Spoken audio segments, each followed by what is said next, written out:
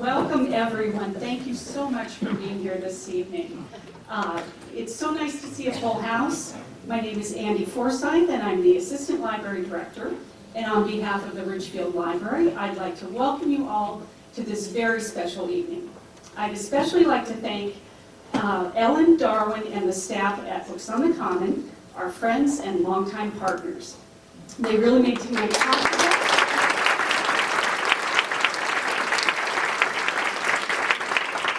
And we are so glad to partner with them and to have such an exceptional independent bookstore right here in Ridgefield.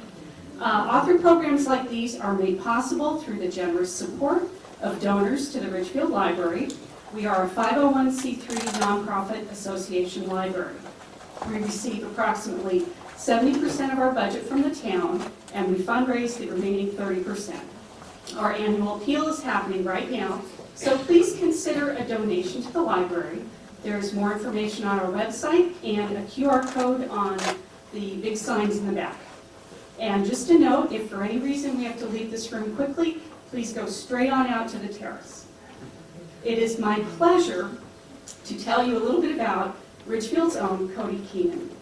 Cody Keenan rose from a campaign intern in Chicago to become chief speechwriter at the White House and Barack Obama's post-presidential collaborator.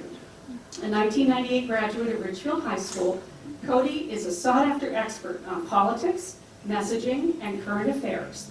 He is a partner at leading speechwriting firm Fenway Strategies and teaches a popular course on political speechwriting at his alma mater, Northwestern. Cody lives in New York City with his wife, Kristen, and their daughter, Gracie. His book, Grace, President Obama and 10 Days in the Battle for America, is the riveting inside story of the most exhilarating and emotional stretch of the Obama presidency. Joining Cody in conversation this evening are two of his RHS English teachers, Bob Cox and Kathy Wassel. Thank you all so much for being here.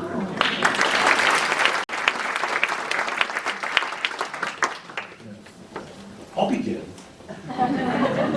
I've been on book tour now for about a month, and most of my conversants have been people steeped in politics or journalism.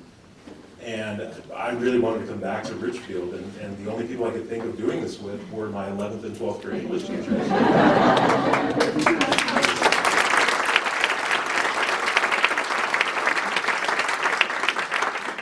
Because they're the reason why my entire life since Ridgefield is possible. So I know they have questions, I don't know what they are. But also imagine how it was terrifying to give Barack Obama a draft of this book. It was more terrifying to give Kathy Wassel. And the only reason I became a presidential speechwriter was because of these two. And Kathy Wassel was the first person ever in my entire life, 11th grade, to give me a C on anything. And memory is a funny thing. So I'm not sure that I'm remembering this right, but this is the way I remember the story. She gave me a C, and she just marked up this paper like crazy.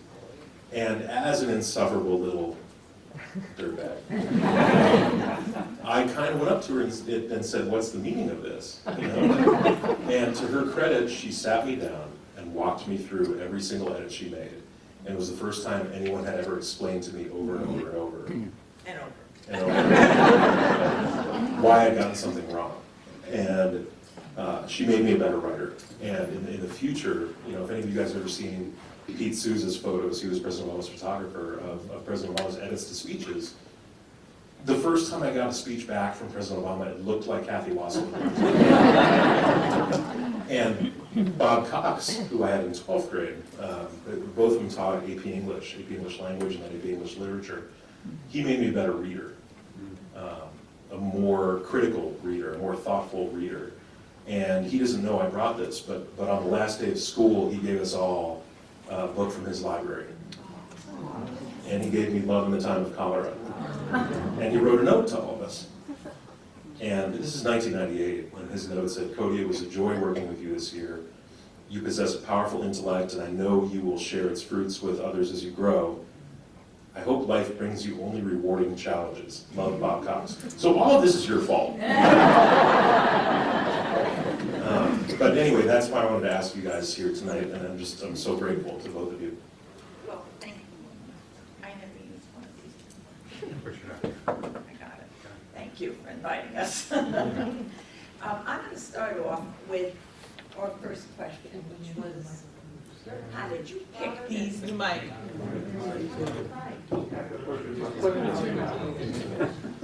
Oh, okay. Why did you decide to pick, of all the times, these 10 days? And what message did you want to bring people? Yeah, so the book is about, I didn't want to write a typical Washington memoir. I didn't feel like I was qualified for that. And one of the nicest things anyone's ever told me, if you haven't seen the cover for the book, they'll be on sale out front. But a friend of mine said, this is the only Washington memoir I've ever seen with the back of the author's head. And that made me very happy. But it's not a memoir, it's a book that takes place over 10 days in June 2015. And I did that for 2 reasons. When I was telling friends that I was writing this book, and I told them about the events in the book, they said, man, I remember all those events. I did not know they were all in the same week. And the book begins with the white supremacist massacre in Charleston, South Carolina, and continues through 2 Supreme Court cases on Obamacare and marriage equality. And we really honestly didn't know how those would end up, whether or not the country would decide that people working 1 or 2 jobs would have access to affordable health insurance or not, whether or not gay Americans would be able to get married like the rest of us, or be deemed second-class citizens. And throughout the book, there's this drama about whether or not Obama was going to give a eulogy in Charleston at all, because he didn't want to give one, and I didn't want to write one. Ultimately, he did end up giving one, and it was the eulogy where he sang Amazing Grace, and he returned home to the White House that night. It was lit up like a rainbow. So that's the first reason, is that these stories it was just a story that needed to be told for future generations to understand what America was like at the time. But the deeper thing was that all of these events speak directly to who we are as Americans, and whether or not we believe that all of us are created equal, whether or not we're going to stand up to white supremacy and bigotry and economic inequality, or whether we'll let these things continue to fester. Cody, I really enjoyed it. Just one second. That's why I gave you a mic on. I really enjoyed the book. You can tell we're not used to it. Do you know what a relief it is to hear that you enjoyed the book? I'll give you one more time before the end. But one of the reasons I did enjoy it so much is because, you know, in his 2004 convention speech, Obama was attempting to reclaim patriotism from the right. In the Selma speech, he redefined it. I can't hear you. Oh, I'm sorry. Forgive me. I'm so used to being on stage. Can you talk about your conversations with Obama leading up to the speech? What do you wanted to achieve and what inspired the argument? Yeah, the first part of your question was about Obama kind of reclaiming the idea of patriotism in his 2004 convention speech, and then again in Selma. This speech was different. This was, so I'll get into how there was a real debate in the White House as to whether or not Obama would give the Amazing Grace eulogy at all. And obviously we didn't know it would turn into him singing, but he and I had written too many eulogies after mass shootings. After Tucson, after Newtown, 14 in total. And we just didn't want to do it anymore. And that actually went back to post Newtown, which all of you know about because it was just around the corner. I was here with him that night when he gave that eulogy. And that was right after he was reelected. We're coming up on the 10th anniversary of it now. And he set aside his second term agenda to try to do something about guns right out of the gate. And we knew the odds on that were long. We knew that Republicans had filibuster in the Senate, and there was very little chance we'd get anything through. But a little glimmer of hope was we had 2 conservatives, senators, with A ratings from the NRA. We had Pat Toomey in Pennsylvania and Joe Manchin in West Virginia. They wrote a background checks bill together, a bipartisan background checks bill, and it had to support 90% of Americans, 80% of Republicans, 70% of NRA households. Most Americans thought it already was the law. And so we said, let's go for it. And in April of 2013, Republicans blocked a vote on it in the Senate with the parents of the Newtown children looking on from the gallery. And that's as cynical as I've ever seen Barack Obama get. He came in, he spoke out in the Rose Garden, came back in afterwards and said, I wrote in the book, his words could have cracked the planet in half. I've only seen him angry 3 times, and that was one of them. And he said, the next time this happens, I don't want to speak. If we have decided as a country that we are not going to do anything about this, then I'm not going to perpetuate this cycle after each mass shooting by giving a eulogy and letting everybody move on, because we shouldn't move on from this. And he did end up having to do it 2 more times before Charleston with mass shootings on a military basis because he's the commander-in-chief. But Charleston was the real first test of that proposition as to whether or not he'd speak or not. And I was very relieved going into the weekend that he said he did not want to. He wasn't going to go. What changed things was the families of the victims went to the killer's arraignment 2 days after the shooting, and one by one went up to the microphone crying, wailing. I mean, this is somebody who had taken away their parents, their children, and one by one they forgave him, which is not something St. Stephen's Church taught me to do. This is something that's a fundamental, foundational tenet of the AME Church, though. And I found that out by talking to Rob Obama's pastor afterwards, trying to make sense of it. And so I came back to work on Monday, which is the 6th day of the book, and Valerie Jarrett came up and said, listen, I have some ideas for the president's eulogy. And I said, Valerie, he's not giving a eulogy. He doesn't want to. She said he has to. And we had a pretty heated debate in the Oval Office, which I put in the book, where he said, no, I still don't want to do this. I have run out of words. Do you have anything left to say? And I said, no.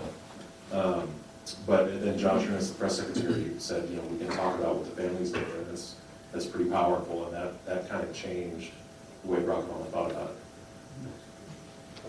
Well, one of the things that we talked about after reading your book was the path that you took to become a speechwriter and how you got there and why you're so passionate about speechwriting. Yeah, what was my path? Well, it started with YouTube. No, I meant extra. Thank you. I'm just going to keep kissing up to you. Until we finish, right? I think I got A's in it. I got 5s on the AP exam. That's really all that matters. I moved to Washington. I went back to Northwestern University after Ridgefield, because I'm from Chicago. And that's where I grew up before I moved to Ridgefield. And I moved to Washington after that. My first boss was Ted Kennedy, which was very fortunate just to be able to work with him. The last Kennedy brother, and probably the one who actually had the most lasting positive impact on the country. And he taught me what politics was really all about. I got to Washington as a 22-year-old, still pretty insufferable. I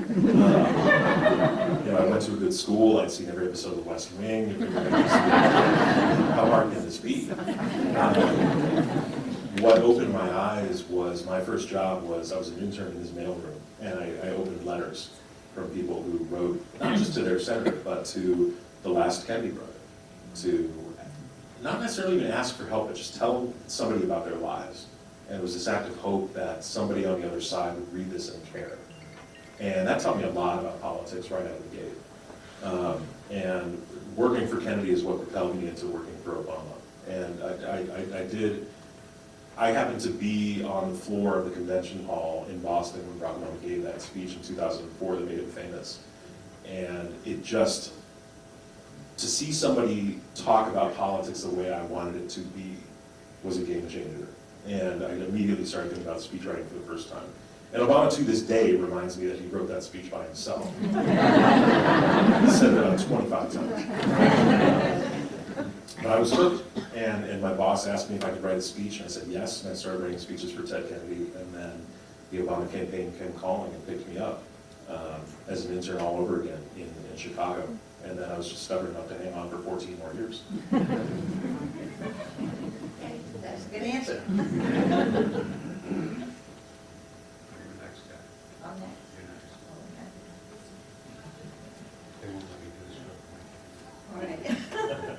Oh, one of the ideas I thought was pretty interesting was that you said you were a talented mimic who stumbled into a top job. And I'm wondering how that path went. You went to business school, right? I got a master's in public policy. Well, yeah. And then that's a leap. It's a leap, it's a leap. I felt like a talented mimic at first because when you're speech writing, it's a different form of writing. Yes. First of all, speech writing breaks all the rules that you taught me. Because speech writing is writing for the ear and not the eye, not to be read. It's different. You can use sentence fragments. You can begin sentences with the word "and," which is something I remember you later. Look, you guys think you're nervous. I'm nervous.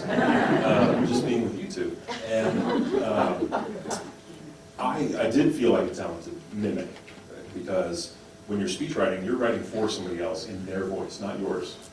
And while I was doing that in the campaign for 2 years, I never met Barack Obama. He was out campaigning.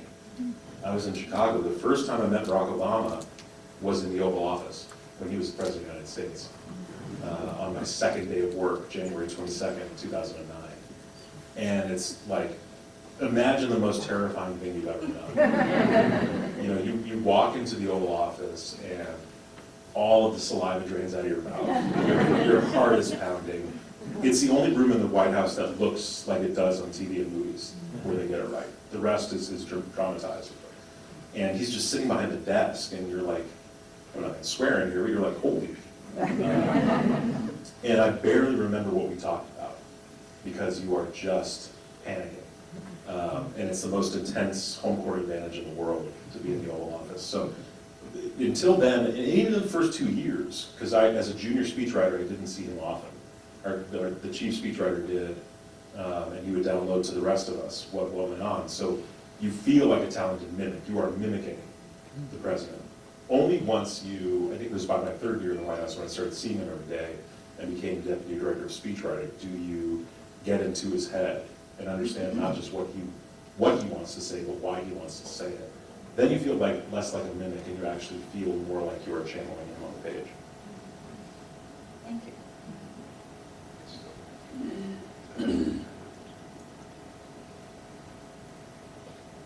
We split up the questions. So.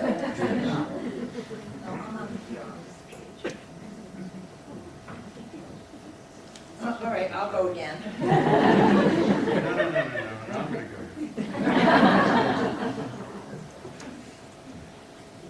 Cody?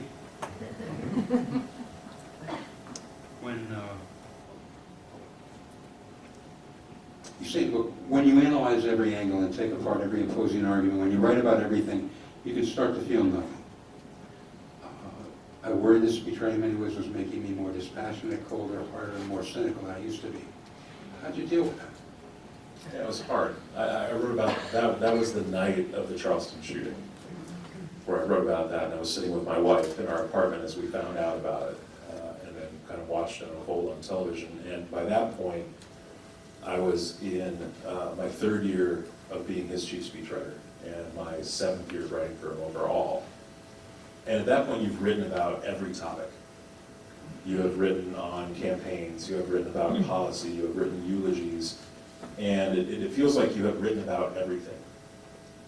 And I also said in that same passage, like, that's what made me a terrible dinner companion, because I'm constantly thinking about speech writing. I'm constantly thinking about the next speech I have to write, the arguments I have to make, the arguments I have to rebut. My father, I saw him last week, and he said, he actually mentioned the same passage and said, I understand you in ways I didn't before. Because there were a lot of times where you were not listening to us.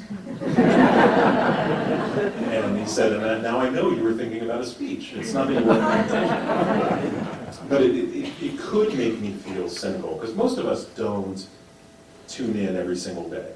You know, I don't know what Joe Biden said yesterday, because I'm now a private citizen. I no longer have to live on cable news and in Twitter and read 6 newspapers every morning. But in the White House, you are just in it. And you know exactly what's happening at all times, what everybody's saying. And to write about every single issue and every single argument, it can make you feel a little dispassionate. And that's a challenge. And overcoming that required reading widely. And I'm not just saying this because you're here. To be an effective speechwriter means reading constantly and reading, you know, opposing views and knowing what other people think and reading letters that are sent to the president. But also getting through it, and I'm also not just saying this because she's here, I depended on my wife. And our staff at the White House, there were We had more people who stayed all 8 years than any other administration. We were a family that was forged in the longest presidential primary campaign of all time. But also, I lived with 2 of my colleagues, and then 3 once Kristen moved in with us. We were really a family, and we carried each other through it. Can you talk a little bit about how you dealt with the challenge of being a white man writing for President Obama? Yeah. What was it like to be a white man writing for President Obama? It was a challenge. One that I was aware of every single day. That was one of the more cathartic things of the book, is figuring that out in my head and finally putting it down on paper, because it's really difficult to, I say that I've never felt whiter than when I was writing for the first black president, because there are entire sections of the country that want to and need to hear things from him that I could provide. Part of being a speechwriter is having a deep sense of empathy, and this gets back to you too, Bob. Like, this is why you have to be a great reader to be a great speechwriter. You have to have a sense of empathy when you're writing speeches. You have to understand your audience. You have to walk around in their shoes. You have to know what they're thinking and what their hopes and fears and dreams are. But there are limits to the imagination. There are limits to empathy. You could read all the books we read in your class, but no one's ever asked me for my ID when I was walking across my college campus. Taxis haven't passed me by. I haven't had to have the talk with my daughter about what happens if a police officer approaches you. I will never know what it's like to be black in America. I got through that by talking to our real chief speechwriter, who was Barack Obama. And I made sure to grab him before every speech and just try to pull stories out of him. How does this make you feel? What are your parallel experiences here? Especially writing about race for him was very challenging. Because as the first black president, you just have a different lens on you. You have different expectations on you, fair and unfair. And it was always a real challenge, and that started even before I was chief speechwriter. He gave what we shorthand as the race speech in Philadelphia in 2008, where in the middle of a primary campaign, he was the one who told us, I want to give a speech on race. And the first things his political advisors said was, are you crazy? And he made it brutally honest. And the interesting thing about it is, I write this in the book too, one of the most radical things you can do in politics is tell the truth that everybody else already knows, but politicians won't say. And that speech might have saved his campaign. But it was also chock full of stuff that white speechwriters could not have come up with, because he put himself in there. And so I relied on him relentlessly. And he was really the only reason why we were able to write about that stuff in a way that resonated.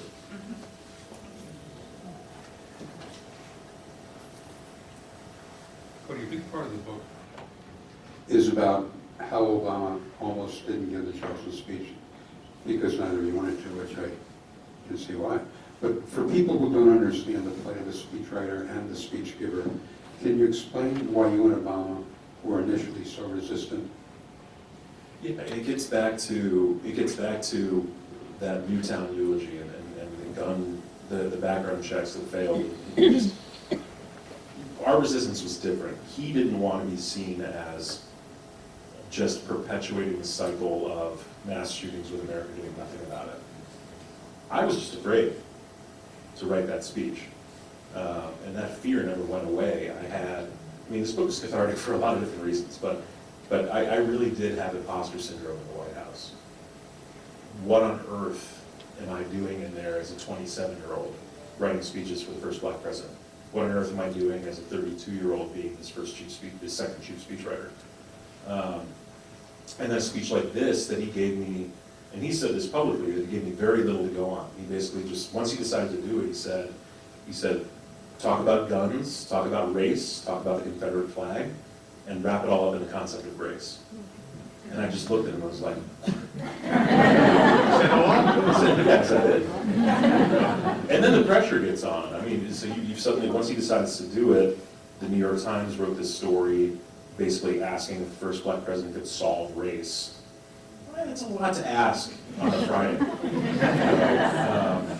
And everyone in the White House starts weighing in with their own ideas, and it's a lot coming at you. And that's when I really lean on my wife to just help me not freak out. And again, that week we had to write 8 different speeches for the Supreme Court, because there were 4 different ways that the marriage equality case could have gone. There were 4 different ways the healthcare case could have gone. In addition to all the speeches he's given anyway. Pride reception, iftar dinner, an economic speech. And so, but I'm still sitting there panicking, trying to put a eulogy together that is wrapped up in faith, too. And I knew I was struggling with it. And I finally gave it to him on Thursday night, day 9 of the book, the night before the eulogy, which is probably 2 days later than I should have given the draft. And I told him, this isn't quite there. And I know it's not quite there. I think the first part of it is fine. The second part of it, the most important part, needs your help. Which is not something you want to tell the President of the United States, right? But he viewed speechwriting as a collaborative endeavor. He never just wanted something perfect that he could go and read. He always said, give me something I can work with. Because he was a writer. And he would dive in and he would mark it up like you did. But I knew it wasn't there. He wanted to take eulogies somewhere higher. You spend the first part of it eulogizing the person that's gone, but you spend the second part of it telling America what our obligations are now that this person's gone. What are our responsibilities as citizens in their stead? And that's the part that wasn't quite right. And so I gave it to him Thursday afternoon. I told him as much. He said, don't worry about it, brother. I will work on it tonight, and I'll give you edits in the morning. He called me back to the White House that night at 11 o'clock, which is never a great call to get. Poor Kristen was still there, because she was fact-checking the draft that I'd already written. And I told her, I think he's blown it up, so stand by. And I go see him in the residence, not the West Wing, but the residence where they live. And he came down, and he had, the first 2 pages looked a lot like what you've done. Lots of edits and insertions. The second 2 pages, he'd just drawn one big line through each, which he had never done to me before in 8 years by that point. And where I had 3 days to write this draft, he rewrote it longhand in 3 hours. And where my draft cut off, I had just written the phrase "Amazing Grace." He added lyrics, and he built the entire structure of the back half of the speech about our obligations to each other around the lyrics of Amazing Grace. And it was infuriatingly simple. And I was infuriated because I should have thought of it. But to his credit, this is why, and I always sound like a Kool-Aid drinker when I say this, but it's true, it's why he was a good boss. He could have just told me, you screwed this up, get out of here, I'll find somebody else to do it. Even worse, he could have excised me from the equation entirely and given the edits to somebody else to get back to me. Instead, he brought me in. He walked me through them like you did. He gave me more instructions to go work on it, add more things overnight. And for the first time ever, I apologized to him because I felt like I'd let him down in a big moment where I knew the world would be watching this speech. And he said, much like you did, he never called me brother, but he put his hand on my shoulder and he said, brother, we're collaborators. You gave me what I needed to work with here. And you'll see a bunch of your work and what I rewrote, but and when you've been thinking about race for 40 years, you'll know what you want to say about something like this too. And just that can send you out. I didn't leave there upset. I left there fulfilled and charged and feeling like I could go finish this speech. And that's a pretty extraordinary thing in a boss and in a leader. Are you ever wholly happy with any speech you write? No. No, never. Even the book. What's interesting is this book really is the first thing I've ever been happy with that I've written. But I would still go back in there now and keep editing it. You would. And keep revising it. Well, any good speech is 10% writing, 90% rewriting, editing, revising, constantly. I go back and rewrite his best speeches right now. Not just with the benefit of hindsight, because that's not fair, but I would still find, this is also why I'm a terrible dinner companion, I would find better arguments, better angles, better words, better language. I was never happy with any speech that I gave them. I wrote about this in the book, it felt like a trip to the guillotine every time I gave them a draft. How did you know when you had this book finished? Well, because my publishing company, Well, they threatened to sue me. I didn't. I'd still keep working on it. I think I blew through every single deadline they gave me until the point where they were like, if you don't give it to us by next Tuesday, we'll sue you. So that'll push you along. But I did feel good about it. It's funny. We talk about how the human race only exists because we all get amnesia about our first kids, right? Everybody was kids knows that. And you're like, oh, that wasn't so bad. Let's do that again. I think fondly now about the writing of this book, and my wife is like, no, man, you hated yourself. Are you going to do another? Only if I have a good story to tell, and right now I don't. All right. Cody, I want to ask you a question. So, student, how do you like teaching? I teach speechwriting now at Northwestern University to seniors. I love teaching, is the answer. Do I love the fact that I'm going to spend 8 hours this weekend grading papers? No. I do love teaching. There are students who will come in and be a little insufferable when they're asking about why you graded their papers the way they graded. But I love it. I teach seniors in the poli-sci department, and it's purely to be political speechwriters. And I tell them on day one, if you don't want to be a political speechwriter, don't take this class. Because I'm going to make you somebody who goes out there, and I don't care what your politics are. I'll find out over the course of the class, but the entire political spectrum can benefit from better speechwriting, I promise you. And I will make you into the best. This year, because I had just seen Top Gun 2, I started the first class by saying, welcome to Top Gun. In the next 10 weeks, I'm going to make you into the best 22-year-old speechwriters on the planet. And I mean it. And the most rewarding thing about it is when it actually comes true. And I can help my best students get speechwriting jobs, and then they do it. One of my best students became speechwriter for the governor of Illinois from age 22 to 25. I have speechwriters in City Hall. Eventually, I'll have like this entire kind of army of little speechwriters in training. That's my revenge. What advice do you give to budding speechwriters especially in this time? Yeah, you have to write constantly, and unfortunately, other professors in Northwestern are really upset at me because I have to break them of the writing that you and they have taught all these years. Because speechwriting is a different kind of writing. It is colloquial. It is short sentences.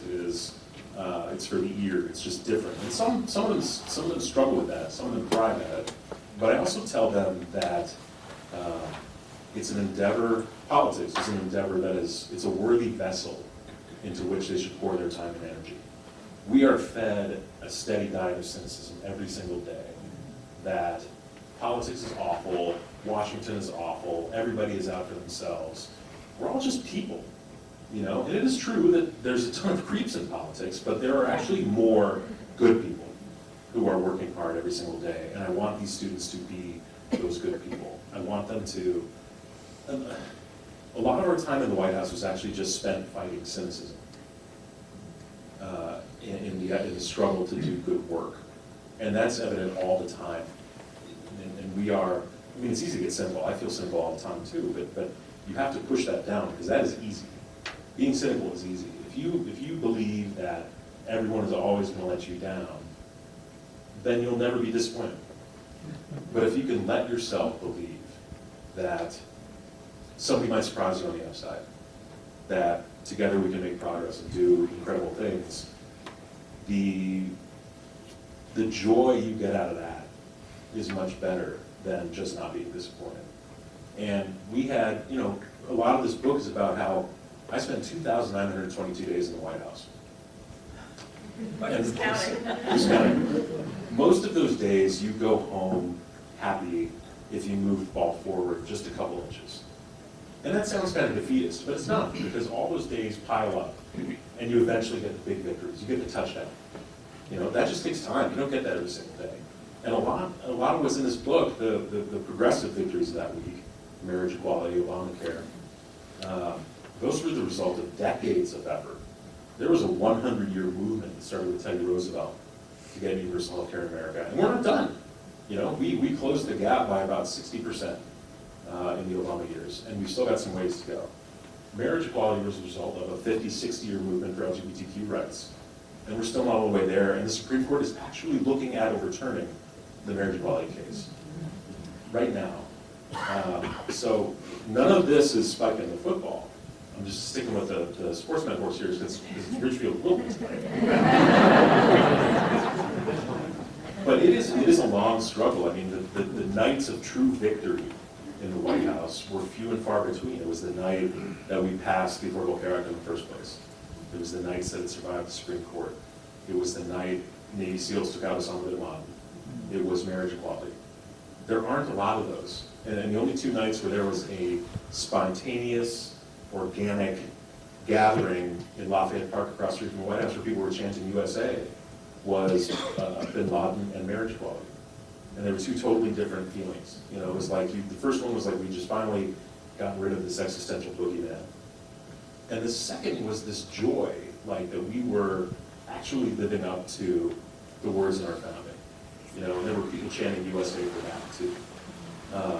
And so what I want, getting back to your question, what I want young people to take away from this book is that it is a grind.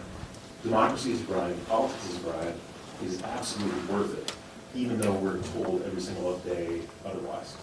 Do they get the message? The ones who go to politics, yeah. They're great. The student I told you about, my best student, who was the chief speechwriter for the governor of Illinois for 3 years, she's now at NYU Law and babysits our daughter. Which might sound like a step down, but she's heading for great places. Cody, this is just, well, in the closing section of the book, you deal with like life since Obama, you know, and gratefully you weren't too crazy explicit and stuff like that. But the thing that I just wonder, it's like, you know, you obviously were, you know, vitalized and revitalized by your work with Obama, and I can imagine it would be. But now that, you know, you're someone training. Mike closer. But now that you're, forgive me, I'm sorry. Now that you're someone like training young speechwriters, like we were training you at one point, like how do you communicate to them how you held on to, you know, your hopes, your feelings about things, as opposed to becoming cynical or burned out? It's really hard. I mean, that's a battle we all have to go through. I tell my students, you know, I did a lot of interviews on this book tour too, and I gave a bunch today.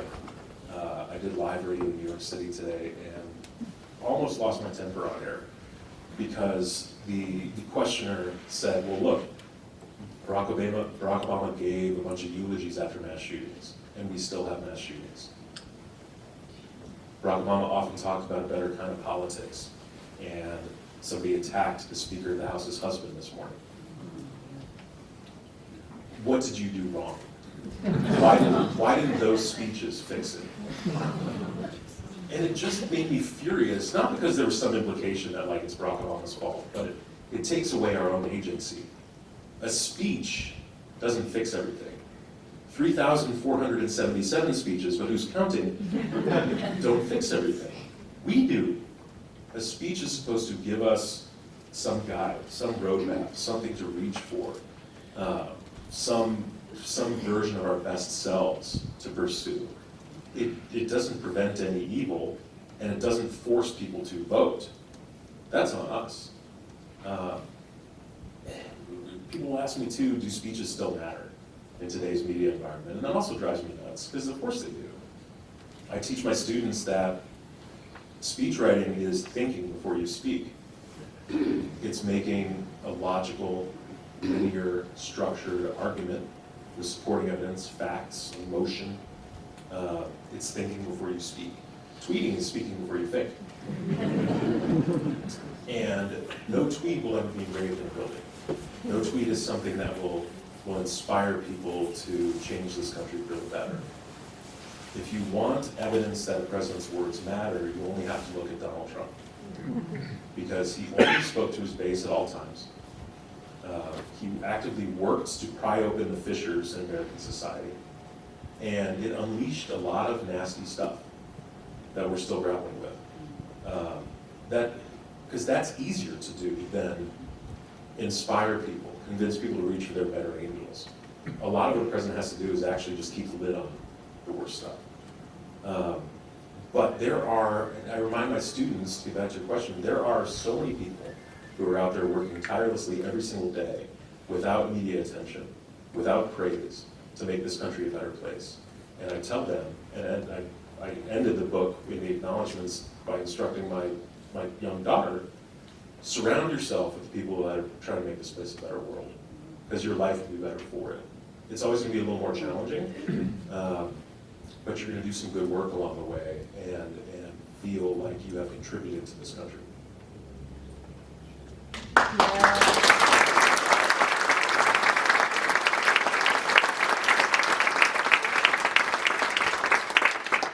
have one more question. Can you tell me where the title of your book came from? It came, the one thing that changed everything over the course of these 10 days was what those families did by forgiving the killer. Suddenly, if I have no data to support this, but it felt like the country started walking in a different direction. Because when you have a massacre like this, not just a mass shooting, but one where the killer explicitly said he wanted to start a race war, really bad stuff can happen right after that. And it can get worse in a big way. And you get a different president speaking the next day. It can get worse. But then those families go up and forgive the killer, one by one, on national television, and it just blew my mind. And suddenly you started to see the Republican governor of Alabama quietly orders the Confederate flag brought down over the State House. You see Strom Thurmond, a man who ran for president on segregation, his son, who was an elected official in South Carolina, say that it's time for the flag to come down. It was a hard process. 2 days after the shooting, all of the flags in South Carolina were at half staff, except for one, the Confederate flag, because it was illegal under state law to lower it. And ultimately, they did bring it down a month later. You saw America's biggest retailers, Amazon, Walmart, Sears, decide to stop selling Confederate merchandise. That act of what they did sort of changed everything, and it changed Obama's thinking this week, and then ultimately inspired him to go give that eulogy. And this is important too. Obama, what made him different than a lot of Democrats today is he didn't blame people for the sins of the past. He didn't scold people for saying the wrong thing or making the wrong argument. He practiced what I call a politics of redemption. He gave us the chance to change. Because it's up to us, not him. He did that in the first campaign. That's how he won the white working class vote in the Midwest. That's how he became the first president since Dwight Eisenhower to win 51% of the vote twice, and won Indiana and North Carolina for the first time in 44 years. Because he gave us the chance to change. And that's what he did in this eulogy too. He used the lyrics to Amazing Grace. You know, perhaps we've been blind to the unique mayhem that gun violence visits upon this country every day. Which isn't true. We all live near Newtown. We've all been through a bunch of mass shootings. But maybe we see that now. You know, perhaps we've been blind to the long legacy of racism. Perhaps we see that. Perhaps we've been blind to the pain that the Confederate flag stirs in our fellow citizens. Maybe we see that now. Rather than stand up there and say, y'all keep screwing up, he gave us the chance to say, maybe it is time that we change and do something different. So that's where the title comes from. And then the book and my daughter were born at the same time, so we named her Grace too. Good title and a good name. I just want to tell you again, Cody, how much I enjoyed the book. Thank you. And I thought that it was a brave thing to take on the politics of the presidency. And you wrote the best sentence that I thought in the whole book when you said simply about Trump. You know, he said he would go with them. He didn't go. That was Bob's favorite line. I mean, because it's just, people need to talk about that when people lie. You know, it's like we're living in a world where there's no more truth. And the biggest thing I've learned in the last 5 years is that, you know, if you don't have a shared body of belief in terms of what's true, what's actually happening in the world's in a lot of trouble. And I just thought you nailed that in the last section. It's a great job. I think we're taking questions. Is essentially. Oh, wow, okay. Is there somebody going around with a mic, or do you guys want to shout? Fitz? You clearly had the writing talent all along. What made you go and decide to apply it to the political world versus some other part of industry? Well, so I actually went to Northwestern as a pre-med student. Because as you know well, I had my knee blown apart playing Ridgefield Tiger football. And I thought it'd be cool to put knees back together for a living, but chemistry would beat me out really quickly. But I'd always gotten into politics because my parents, who you know well, used to bicker about it at the dining table. And that's what got me interested. And in the classes, in the social studies classes at RHS where we had to evaluate local races, I found that those were the things that I was pouring my efforts into. And same in college, you know, at Northwestern you had to take, if you took pre-med, you really had to like take a bunch of other liberal arts courses too, and I just discovered that I was taking all political science courses. And when I realized that wasn't a mistake, that wasn't a coincidence, is when I decided to go into politics. And the wireless. Oh, yeah.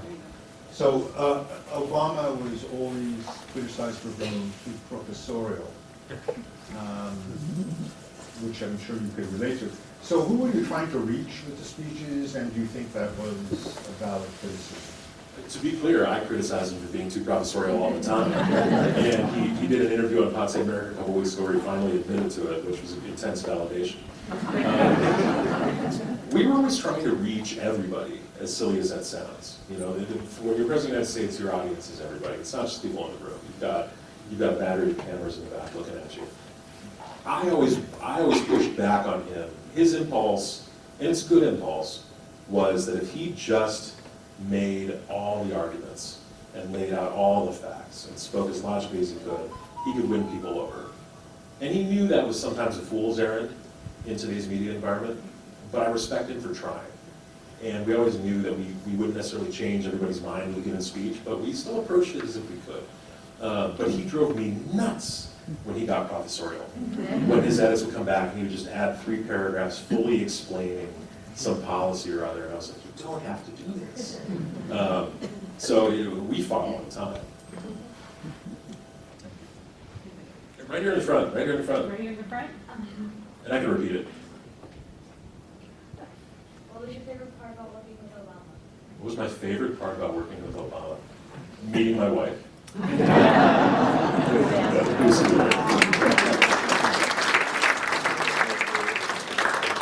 Nailed that.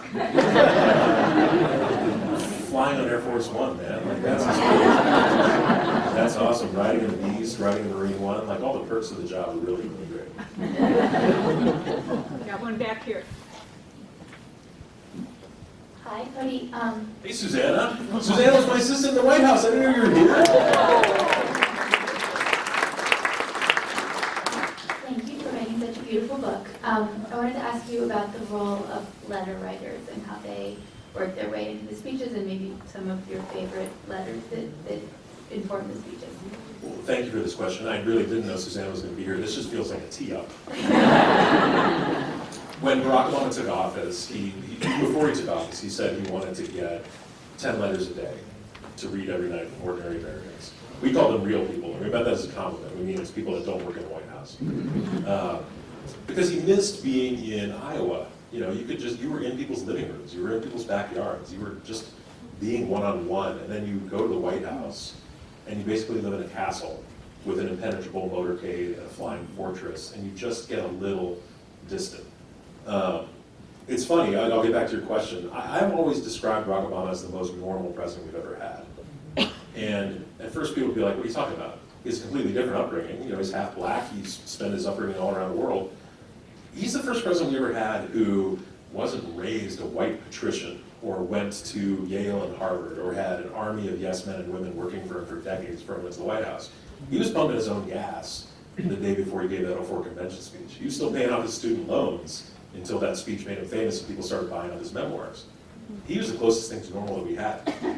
And the same goes for his upbringing, because America's just a big old melting pot. So to get back to your question, he wanted these 10 letters every night to keep him grounded in what people were experiencing in their own lives. And this gets back to my first job interning for Ted Kennedy and reading those letters. And he said, I want them representative. Like if I just get 10 letters telling me I'm great, that tells me nothing. And so there were some that would make your blood boil, there were some that were deeply thoughtful, and usually they'd throw in a letter from the kid as the 10th letter. You know, who'd write in like, do you live next to a volcano? That was real type. Do you wear a top hat?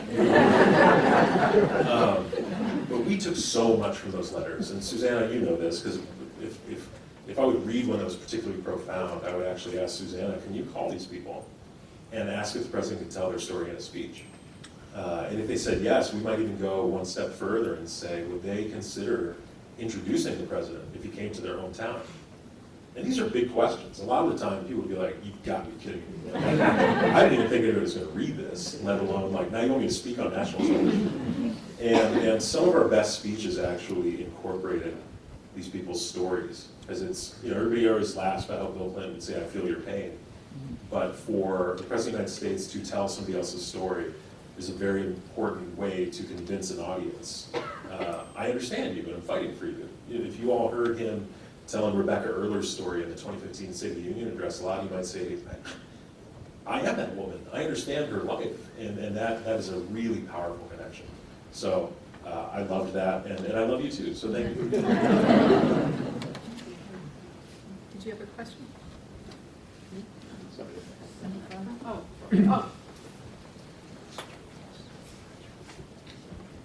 I was just wondering, when you talk about it being difficult as a white man writing about race, did you guys, how integrated was the actual speech writing team? Were there actually, you know, maybe having to actually ask the minorities working with you guys to kind of help? Absolutely. This is something we struggled with. And I've talked to the president about this. I actually asked him once, does it bother you that your chief speechwriter is in black? And he said, no, I hired you for a reason. You get me, and that's the most important thing.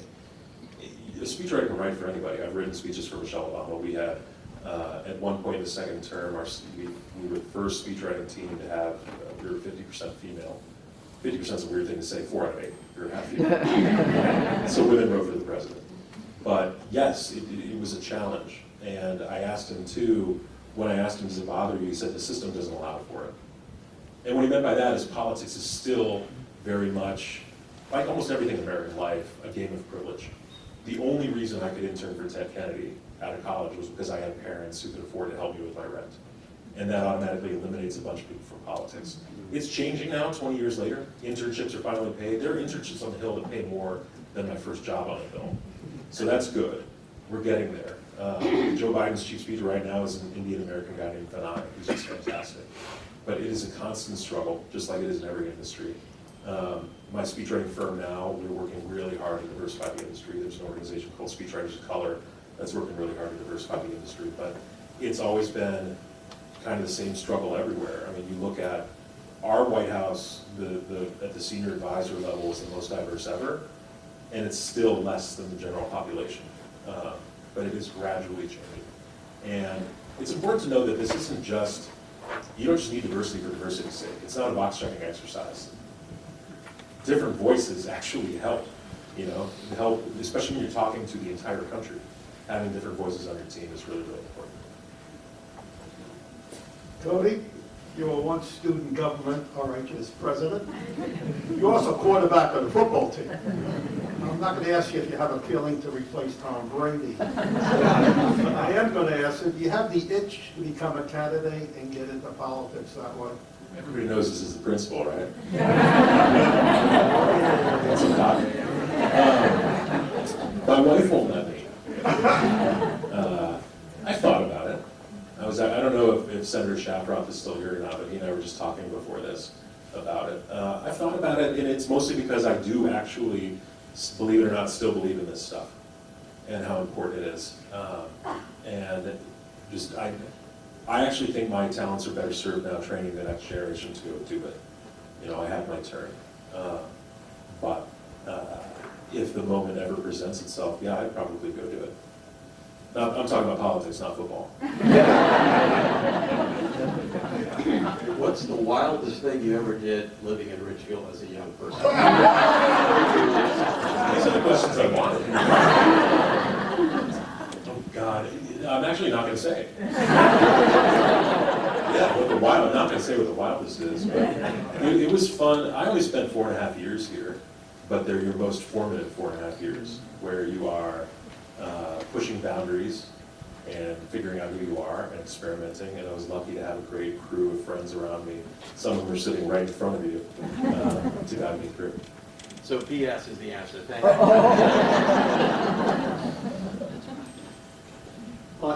Virtually every question and every answer you gave brought a number of questions to my mind. I'm not going to ask any of them. The only question I want to ask, and this is for Burke. You referred to the Oval Office as being home court advantage. Is that a line you got from Aaron Sorkin, or did you and Aaron Sorkin get it from the same person?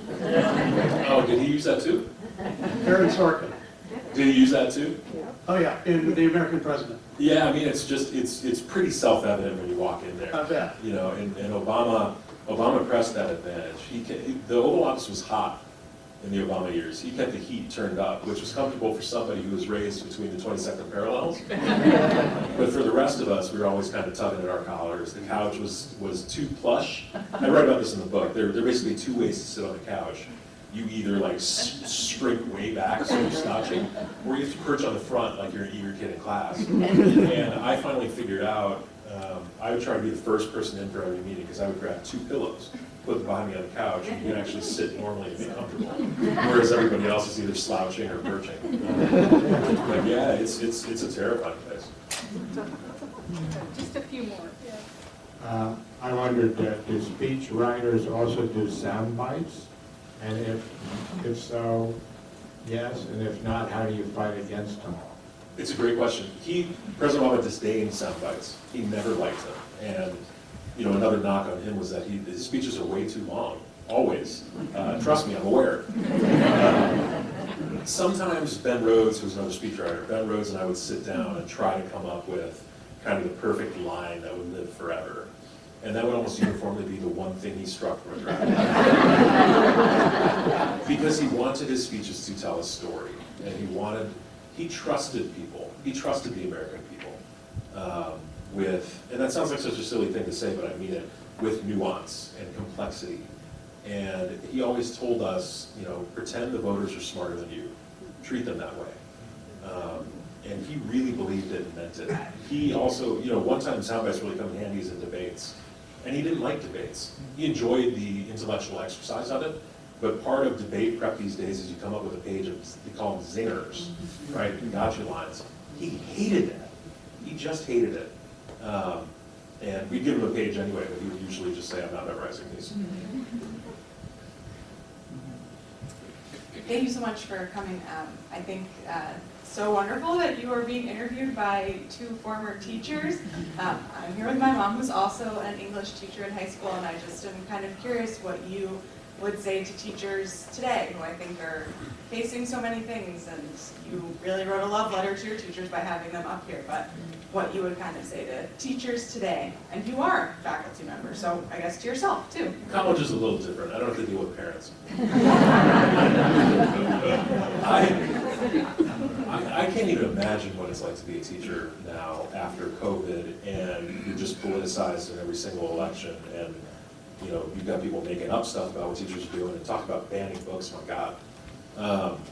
I had a fellow RHS student come up to me at an event in San Francisco 2 weeks ago, Scott Adams, who was in our class, and he's a teacher now. And he came up to me and said, oh, you're Mr. Adams?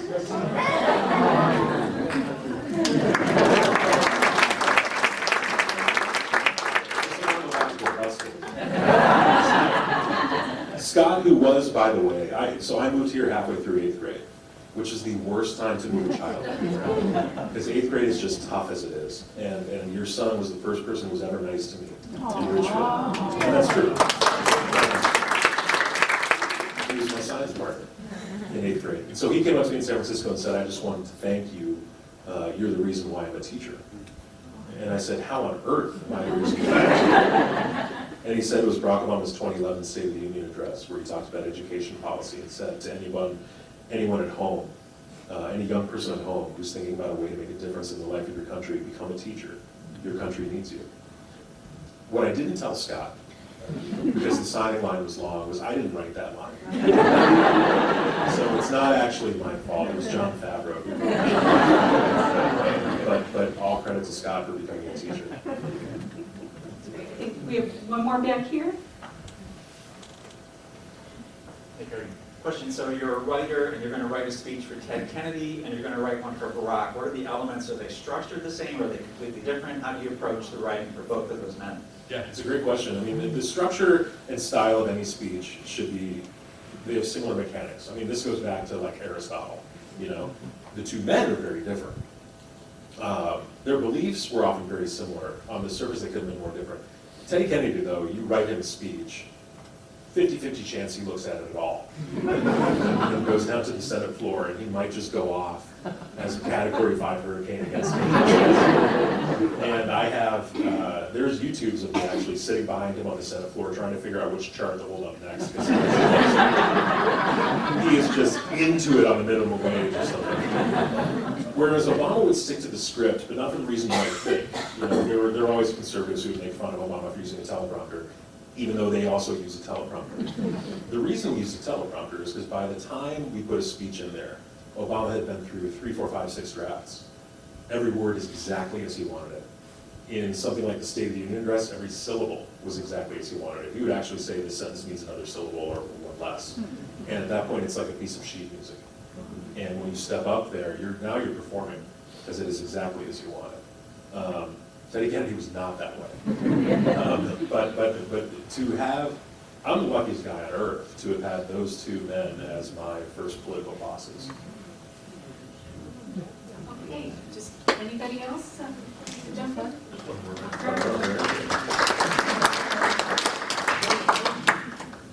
Deal with the fact that with many of these speeches, like the eulogy, the people who need to hear it don't listen.